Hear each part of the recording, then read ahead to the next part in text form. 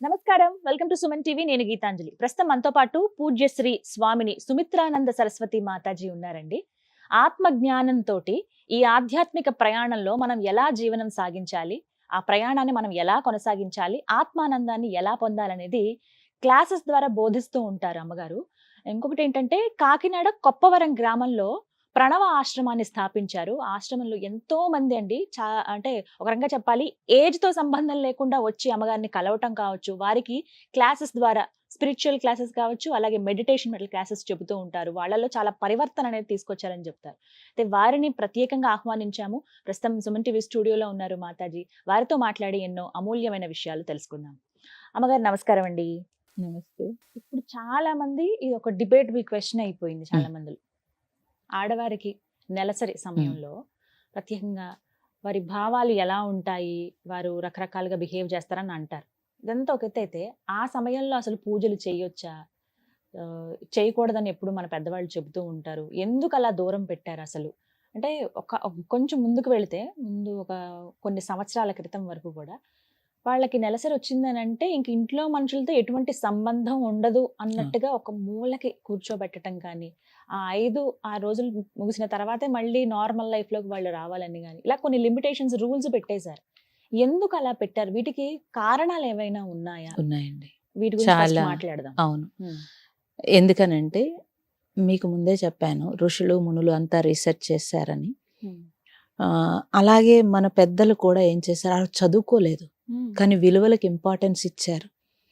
ఎవరైతే జీవన విధానము మునులు, ఋషులు అందరూ ఏమైతే చెప్పారో, గురువులు ఏమైతే చెప్పారో దానికి ఇంపార్టెన్స్ ఇచ్చారు. ఎందుకనంటే అదంతా వాళ్ళు చాలా సైంటిఫికల్‌గానే పెట్టారు. హ్మ్. ఎందుకనంటే మనకే తెలుస్తుంది స్త్రీకి ఆ 3 రోజులు ముందు కొంతమందికి 4 రోజుల ముందు మూడ్ స్వింగ్స్ ఉంటవి. మారుతాయి. ఆ 3 రోజులు చాలా వీక్‌నెస్ ఉంటుంది. కొంతమందికి ఓవర్ బ్లీడింగ్ అవుతుంది. కొంతమందికి అవ్వకపోయినా మూడ్ స్వింగ్స్, కోపము, చిరాకు, విసుగు ఎక్కువ అవుతుంది. అన్నీ వస్తాయి. ఎవరినైనా కొట్టేయాలనిపిస్తుంది. ఇలాంటి చిరాకులుంటవి. హ్మ్. అందుకని వాళ్ళు మూలన పెట్టలేదు. ప్రకృతిలో అంటే లోపల గదుల్లోకి రానివ్వకుండా హ్మ్. ప్రకృతిలో ఉన్నప్పుడు ప్రకృతి నుంచి వచ్చే ఆక్సిజన్ ఆ మూడ్ స్వింగ్స్‌ని బ్యాలెన్స్ చేస్తుంది. హుహు. అందుకోసం పెట్టారు.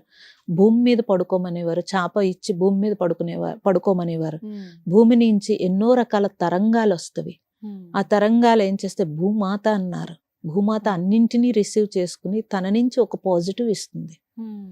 అది మనకు అందితే ఆ మూడ్ స్వింగ్స్ బ్యాలెన్స్ అవుతాయని చెప్పి వాళ్ళు అలా ఏర్పాటు చేశారు. హ్మ్. అవి ఇవి తినకూడదు హ్మ్. అని ఎందుకు చెప్పారు అని అంటే, ఆహార నియమం కూడా ఉంది. ఆహార నియమం కూడా సాత్విక ఆహారం ఇచ్చేవారు. ఇలా హ్మ్. ఉప్పులు కారాలు ఇచ్చేవారు కాదు. ఐరన్‌కి సంబంధించిన బెల్లము, హ్మ్. గానుగ నూనె వీటితోటి ఎక్కువగా పెసరపప్పు చేసి ఉంటుంది. పెసరపప్పు చలవ చేయటానికి హ్మ్. అనేక రకాలుగా ఇవన్నీ చేసేవారు. హ్మ్. చేసి ఆహారం అలా పెట్టేవారు. ఎక్కువగా తీపి పదార్థాలు ఐరన్‌తో ఎందుకు పెట్టేవారంటే వాళ్ళు ఇదే కారణం ఇదే. హ్మ్. అలా ఆహారం ఇచ్చేవారు. హ్మ్. మనకి మెచ్యూర్ అయినప్పుడు కూడా అవే ఇస్తారు. అవునమ్మా. అవి బెల్లంతో స్ట్రాంగ్ చేసినవి కోసము, ఎక్కువగా స్ట్రాంగ్ ఇస్తారు. కోసము, అవును. చాలా స్ట్రాంగ్ కోసం ఇస్తారు. ఎందుకు ఇస్తారు? అప్పుడు నేర్పించింది జీవితాంతం నువ్వు అలా తిను అని నేర్పిస్తారు. హ్మ్. జీవితాంతం ఇలా తిను, ఈ టైంలో ఇది తిను. హ్మ్. రాగి పిండితోటి పిడిపు అని చెప్పి చేసి హ్మ్. దాంట్లో నెయ్యి కానీ, గానుగ నూనె కానీ, బెల్లం కానీ వేసి ఎందుకు పెడతారు అనంటే, నువ్వు ప్రతిసారి నెలసరి వచ్చినప్పుడు ఇది తింటే కనుక నీకు హార్మోన్‌లు ఇన్‌బాలెన్స్ లేకుండా చదువుకోకుండా వాళ్ళు ఏర్పాటు చేశారండి. అసలు అంతటి జ్ఞానం అప్పట్లో ఎలా వచ్చేది? చాలా నేను న్యూట్రిషన్ చదువుకున్నాక చాలా రీసెర్చ్ చేశాను. హ్మ్. పూర్వీకులకి ఎలా తెలిసింది? ఇప్పుడంటే న్యూట్రిషన్ కోర్సులున్నాయి. హ్మ్. అప్పుడు లేదు కదా! హ్మ్. అప్పుడు లేనప్పుడు వాళ్ళు ఎలా చేశారనంటే, వాళ్ళు ప్రతీదీ ఆహారం మీద ప్రయోగం చేసి, శరీరం మీద ప్రయోగం చేసి చూసుకున్నారు వాళ్ళు. హ్మ్. చూసుకుని జీవన విధానం అలా ఉంచుకున్నారు వాళ్ళు. హ్మ్. మనం ఇప్పుడు ఆ టైంలో బిర్యానీ తింటారు. ఆ టైంలో ఆవకాయ అన్నం ఏమంటే తింటారు. క్రేవింగ్స్. క్రేవింగ్స్ అంటున్నారు. తింటారు. తినాలనిపిస్తుంది అర్ధరాత్రి అక్కడి నుంచి గొడవలు చాక్లెట్లని ఇవన్నీ. పెట్టుకుంటారు. హ్మ్. గొడవలు పెట్టుకుంటారు. ఘర్షణ పెట్టుకుంటారు. ముట్టుకోకూడదన్నది అందుకోసం కాదండి. ఆ. ఎందుకనంటే హ్మ్. ఆ మూడ్ స్వింగ్స్ వల్ల నెగెటివ్ థాట్స్ ఎక్కువగా వస్తాయి కాబట్టి హ్మ్. ఆ నెగెటివ్ థాట్స్ మిగతా వాళ్ళకి ఇస్తారు కాబట్టి అన్నారు. ఇంకా దూరం నేను పెట్టారు. చాలా ప్రయోగాలు నేను కూడా చేశాను. హ్మ్. పచ్చళ్ళు కానీ, పప్పులు కానీ ఏవైనా ఆ టైంలో మీరు ముట్టుకుంటే వెంటనే పుచ్చిపోతాయి. ఆ! బూజు పడతాయమ్మా. బూజు ఎందుకు? పట్టేస్తాయి. మన నుంచి వచ్చిన బ్యాక్టీరియా చా అంత ఓకే. బ్యాక్టీరియా ఉంటుంది. ఆ! అందుకోసం చెప్పారు. ఇప్పుడు నెలసరి అంటే ఒక సృష్టి ధర్మం కదండి అది. దాంట్లో అనేక రకాల క్లీనింగ్లు మనం బయటికి వెళ్తుంది, మొత్తం లోపల శుద్ధి చేసుకుని Cleanse రక్తం అవుతుంది. క్లెంజ్ అయ్యి బయటికి వెళ్ళేది కదా. అంటే ఎన్నో రకాల బ్యాక్టీరియాలు బయటికి పోతున్నాయి. ఆ టైంలో మనం వెళ్ళి ఆ నిలవున్నవి అన్ని ముట్టుకుంటే కనుక బూజు వస్తాయి తొందరగా. ఇవన్నీ మనకు తెలుసున్న విషయాలు, అవును. కానీ అంటారా పాటించరు. ఈ రోజుల్లో కూడా ఇవన్నీ ఏంటి? ఈ రోజు ఆ రోజు అని చెప్పి ఈ- లేకుండా ఆ, మీరు దాన్ని పాటించకపోయారు. అదొక మూఢత్వం అని మీరు తీసేసినప్పుడు ఈరోజు లేడీస్ ఎంత కష్టపడుతున్నారండి. ఉమ్, ఆ టైంలో ఎవరు పట్టించుకుంటున్నారు? ఆ టైంలో మనం పని చేయాల్సి వస్తుంది. ఉమ్, జాబ్ చేసే లేడీస్ అయితే ఆ టైంలో జాబ్కి వెళ్ళాల్సి వస్తుంది. ఎంత కష్టమో తెలుస్తుంది, ఉమ్, ఎంత ప్రాబ్లం ఫేస్ చేస్తున్నారు. నిజమే. అప్పుడే బెటర్, కనీసం పక్కన కూర్చుంటే ఇంట్లో వాళ్ళందరూ వండి ప్రేమగా పెట్టేవారు, రెస్ట్ ఉండేది. టైంకి అన్ని వచ్చేవి అప్పుడు. పోని చేదస్తంతోటైనా ఆ. పెట్టేవారు, అవును. రెస్ట్ ఉండేది. ఇప్పుడు ఈమె పొద్దునే లేచి అన్ని పనులు ఎంత చేసుకుని మహా అయితే rest? పూజ అదొకటి ఉండదేమో కానీ రెస్ట్ పోయింది అన్ని- కదండి, కరెక్ట్ టోటల్ రెస్ట్ పోయిందా లేదా? పోయింది. మరి మూఢత్వం పేరుతో నువ్వు రెస్ట్ లేకుండా చేసుకున్నావు శుభ్రంగా, అదే బెటర్ కదా. అంటే అంటారు ఇది పెట్టిందే దేవుడు దీనికోసం అని చెప్పి మళ్ళీ ఇవి అవి ముట్టుకోవద్దు ఇవి ముట్టుకోవద్దు ఇలా ఉండు అలా ఉండు అని అనడం ఏంటి అని అడిగే వాళ్ళు ఉంటారు మూర్ఖంగా మాట్లాడి. ఎందుకు?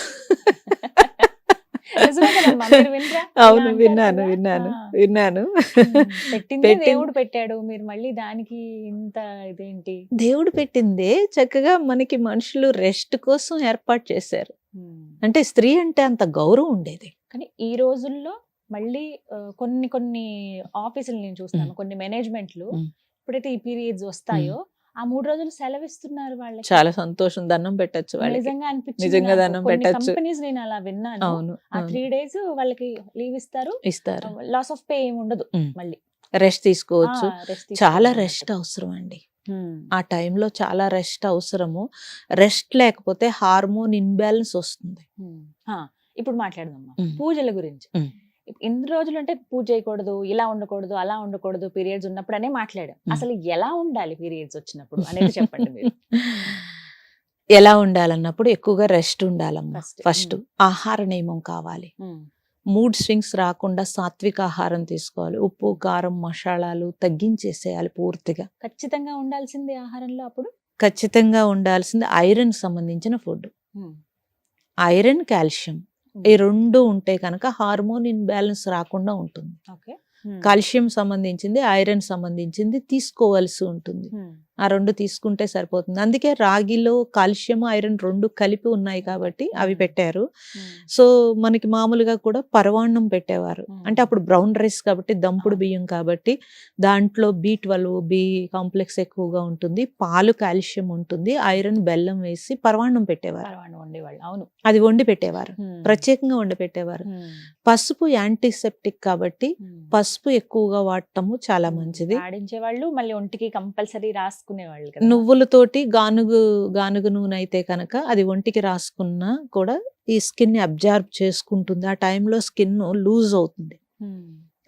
అందుకే పెయిన్స్ వస్తాయి, మీకు బాడీ పెయిన్స్ ఎక్కువగా ఉంటాయి. అవును. అప్పుడు లూజ్ అవుతుంది స్కిన్, ఆ రంధ్రాలు ఓపెన్ అవుతాయి. అప్పుడు మీరు గానుగ నూనె బాగా మర్దన చేసుకున్నప్పుడు అవన్నీ బలం చేకూరుతుంది బాగా.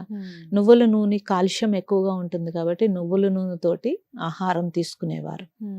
సో ఇవి పాటిస్తే కనుక అలాగే మనస్సు ప్రశాంతంగా ఉండడానికి చక్కగా ధ్యానం చేసుకోవచ్చు, ధ్యానం చేయొచ్చు, శుభ్రంగా చేసుకోవచ్చు ధ్యానం.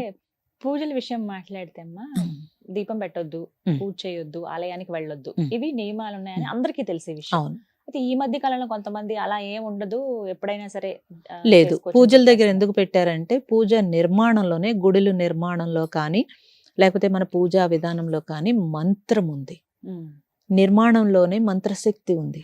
సో అది వ్యతిరేకత నెగటివ్ వచ్చేటప్పటికి మనకి చాలా కష్టంగా ఉంటుంది. ఆ ఫోర్స్ ను కూడా మనం తట్టుకోలేం కాబట్టి గుడికి వెళ్ళొద్దని చెప్తారు. పూజ చేసుకునేటప్పుడు మనం ఆ ప్లేస్ అంతా పవిత్రంగా ఉంటుంది. మీరు పూజా గదిలోకి చాలా పవిత్రంగా వెళ్తారు. మీ ఇంట్లో మీరు ఒక పాజిటివ్ ఎనర్జీ ఉంటుంది ఆ ప్లేస్ లో. మీరు మళ్ళీ ఈ హార్మోన్ ఇన్బ్యాలెన్స్ తోటి నెగటివ్ తోటి అక్కడికి వెళితే అంతా ఈక్వల్ అయిపోతుంది. అందుకోసం చెప్పారు. అందుకోసం అలా చెప్పారు. ఎన్ని రోజుల వరకు అమ్మా ఈ నియమం అసలు మామూలుగా? తప్పనిసరిగా నేనైతే 5 days అంటాను. 5 రోజులు. 3 days తర్వాత పూజ చేసేయచ్చు అంటారు కానీ వాళ్ళు కొంతమందికి కుదరదమ్మా. కొంతమందికి 5 ఓవర్ రోజుల వరకు. బ్లీడింగ్ ఉంటుంది, చాలా వీక్నెస్ ఉంటుంది. 5 days రెస్ట్ ఇస్తే కనుక బాడీకి చాలా మంచిది. మరి 5 రోజులు దేవుడికి దూరంగా ఉండలేము మేము అని అనుకునే అప్పుడు వాళ్ళకి మీరు నామం చేసుకోవచ్చు. నామజపం చేసుకోవచ్చు. జపం చేయకూడదు. జపము గురువు దగ్గర మంత్రం తీసుకుంటే మాత్రం మంత్రం చేయకూడదు, నామం చేసుకోవచ్చు. నామం అంటే మన ఇష్ట దైవాన్ని నామము చక్కగా పలకొచ్చు, స్మరించుకోవచ్చు, మంచి పుస్తకాలు చదువుకోవచ్చు, ప్లాంటేషన్ చేసుకోవచ్చు, మొక్కలతో ఉండొచ్చు శుభ్రంగా మీరు, ధ్యానం చేసుకోవచ్చు, ఎక్కువగా రెస్ట్ గా ఉండడానికి ట్రై చేయొచ్చు. ఉద్యోగాలు ఉంటే కనుక, ఉద్యోగం ఉంటే కనుక మేము కూడా చేసాం కాబట్టి చెప్తున్నాను, జాబ్ ఉన్నప్పుడు ఎక్కువ ఒత్తిడి లేకుండా చూసుకోవడానికి మనకి మనమే ట్రై చేసుకోవాలి. పని పెండింగ్ పెట్టుకున్నా ఉన్న పని ఏదో అర్జెంట్ పని ఏదో చేసుకుంటూ కొంచెం ఇంటికి వచ్చిన తర్వాత కూడా చాలా వరకు రెస్ట్ తీసుకుని, నేనేమంటానంటే ఫ్యామిలీకి ఎక్స్ప్లెయిన్ చేసి చెప్పేమంటాను. ఈ టైంలో ఇలా ఉంటుంది, నేను అనవసరంగా అరుస్తాను, కరుస్తాను, గొడవ అవుతుంది కాబట్టి ముందుగానే ఇలా ఉండండి అని పిల్లలతో సహా ఎక్స్ప్లెయిన్ చేయమని చెప్తాను. వాళ్ళు కూడా కేర్ తీసుకుంటారు. అప్పుడు వాళ్ళకి తెలుస్తుంది. ఇప్పుడు నువ్వు ఒక మగబిడ్డ కానీ ఆడబిడ్డను కానీ తల్లి పెంచేటప్పుడు చెప్పినప్పుడు రేపొద్దుట వాళ్ళ లైఫ్ పార్ట్నర్ వచ్చినప్పుడు చిన్నప్పటి నుంచి ఓ మా అమ్మకి ఇలా ఉంది అనేది వాళ్ళకి తెలుస్తుంది. తెలిసి వాళ్ళు కూడా రేపొద్దుట అలాగే బిహేవ్ చేస్తే వచ్చిన పార్ట్నర్ సంతోషపడుతుంది. ఇద్దరికి సత్సంబంధాలు బాగుంటవి. అది పిల్లలకి తల్లే నేర్పాలంటాను నేను. అయితే మరి ధ్యానం అయితే చేయొచ్చండి. ధ్యానం చేయొచ్చు. ఓంకారము నేను అప్పుడు ఆ టైంలో చెప్పొద్దని చెప్తాను. ఎందుకనంటే మేము చెప్పే ఓంకారము నా అభినించి వస్తుంది కాబట్టి కొంచెము కడుపు నొప్పి ఉన్న వాళ్ళకి బ్లీడింగ్, ఓవర్ బ్లీడింగ్ అవుతుంది కాబట్టి ఓంకారం చెప్పొద్దు, మామూలుగా ధ్యానం చేసుకోమని చెప్తాను. అంటే కళ్ళు మూసుకుని ధ్యానం ప్రశాంతంగా ధ్యానం చేసుకోవచ్చు, బుక్స్ చదువుకోవచ్చు. అసలు ఎంత అదృష్టం అంటే మనతో మనం ఉండడానికి టైం ఉంటుంది, కొంచెం ఉట్టప్పుడు టైం ఉండదు. మన మనస్సు కూడా ఈ పనుంది, ఆ పనుంది, ఈ పనుందని మనం తప్పనిసరిగా ఏదైనా కొంచెం ఖాళీ ఉంటే పని వెతుక్కుంటాం. అలా వెతుక్కోకుండా వాళ్ళు అంత మంచి ఏర్పాటు చేశారు మనకి. అంటే ఆ స్త్రీని అంత గౌరవించారమ్మా, అంత గౌరవించారు. కాదు అన్నింట్లో స్త్రీ అభివృద్ధి అన్నాం కానీ ఇటువంటివన్నీ కొంచెం ఉంచుకోవాలి మనం. దాచుకున్న పక్కన పడేస్తే కుదరదు. అది మూఢత్వం కాదు, అది సైంటిఫికల్ గా మన హెల్త్ కోసం వాళ్ళు ఇచ్చిన గౌరవం. అది గౌరవం అని అనుకోవట్లేదు, మమ్మల్ని దూరం పెడుతున్నారనే కోపం వస్తుంది ఇప్పుడు.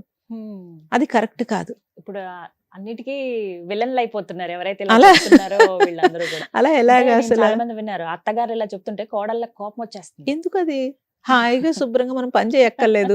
నేనైతే అలా చెప్తాను, పని చేయక్కర్లేదు, శుభ్రంగా నువ్వు రెస్ట్ తీసుకోమ్మా శుభ్రంగా. అత్తగారు అలా చెప్పింది శుభ్రంగా చెప్పే విధానంలో మరి ఏమైనా కోపం వస్తుంది ఉండొచ్చు కాక, అది ఉండొచ్చు. ఇప్పుడు కొంచెం ఇరుకిల్లు ఉదాహరణకు మాట్లాడుకుంటాం, ఒక దగ్గర దేవుని పెట్టుకుంటాం, ఆ పక్క నుంచే వెళ్ళాలి. ఆ వంటగది పక్కనే ఉంటే గనక అక్కడే అన్ని పనులు చేసుకోవాల్సి వస్తుంది. ఆ గాలి తాకుతోంది, ఇక్కడ రావద్దన్నాం కదా అన్నట్టు మాట్లాడితే కోపం వస్తుంది జనరేషన్ అక్కడ సమస్య అనమాట. ఎందుకు చెప్తున్నారు ఇలా అనేది తెలుసుకుంటే, సరిగ్గా తెలుసుకుంటే కనుక ఆ పని ఆవిడకి చెప్పి చక్కగా బాల్కనీలో కూర్చోవచ్చు అంటాను నేను. చాలా చాలా వీడియోస్ లో ఈ ప్రస్తావన తీసుకొచ్చాను నేను. ఒకరిద్దరు చెప్పారు, అలా మీరు చెప్పింది మాత్రం నాకు చాలా నచ్చింది. ఈ విధానం అయితే తెలుసుకోవాలి, చాలా తెలుసుకోవాలి, అమ్మాయిలు తెలుసుకోవాలి. వీళ్ళు తెలుసుకుంటే నెక్స్ట్ జనరేషన్ కి అందిస్తారు, పిల్లలకి చెప్తారు ఇదమ్మా పరిస్థితి. ఎందుకంటే కాళ్ళు లాగుతూ ఉంటాయి, నీరసం వస్తూ ఉంటుంది. అది సరిగ్గా అంటే లాంగ్ లో కూడా దెబ్బ కొడుతుందమ్మా. అది మీరు ఎప్పుడైతే సరిగ్గా ఆహారము ఆ 3 రోజులు కరెక్ట్ గా తీసుకోరో అది లాంగ్ లో చాలా ఇబ్బంది పెడుతుంది. మెనోపాజ్ లో వచ్చే ఇబ్బందులన్నీ కూడా దీని నుంచి వస్తాయి. విన్నాను నేను. ఎప్పుడైతే మెచ్యూర్ అవుతారో పిల్లలు అప్పుడు పెట్టేటువంటి ఆహారమే తర్వాత లాంగ్ రన్ ఉపయోగపడుతుంది. మరి పూర్వీకులు ఎవరికి మెనోపాజ్ లేదమ్మా? మరి 10 మంది 14 మంది పిల్లల్ని కన్నారు వాళ్ళు. అంటే వాళ్ళకి లేదు, కనపడలేదు మీకు ఎప్పుడు కూడా. అంటే చూడండి, వాళ్ళు అన్ని పాటించిన వల్లని వాళ్ళు ఇలా మెనోపాజు స్ట్రెస్ అనేది మనం చూడలేదు. ఇప్పుడు ఏది పాటించట్లేదు కాబట్టి ఇది లాంగ్ రన్ లో మెనోపాజ్ లో ఇబ్బంది పెడుతుంది. దేవతలే నిజంగా గంపెడు పిల్లల్ని ఎలా పెంచేవాళ్ళు. మరి ఒక్కరికి ఇప్పుడు తోపుకొస్తున్నారు అంటారు కదా. అలా ఏ పనులు ఆ పనులు అందరూ ఉన్నా కూడా. అవును, జస్ట్ పిల్లల్ని చూసి అప్పుడు ఆడించి తినిపించే దగ్గర అప్పుడు వరకు వాళ్ళకి కంప్లైంట్ నేచర్ లేదమ్మా.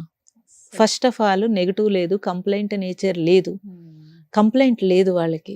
ఈ పిల్లలు ఇంతమంది ఉన్నారు, నా జీవితం ఎలా అయిపోయింది అని కానీ ఏమీ మాట్లాడేవారు కాదు. భర్త తెచ్చినా తేకపోయినా వాళ్ళ డ్యూటీ వాళ్ళు చేసేవారు, ధర్మం పాటించేవారు, ఎవరి డ్యూటీ వాళ్ళు చేసేవారు. అందుకే ఇన్ని మాటలు లేవు, ఇంత డిస్కషన్ లేదు, ఇంత గొడవ లేదు, ప్రశాంతంగా ఉండేవారు. ప్రశాంతంగా ఉండేవారు. చాలా చక్కగా చెప్పారు.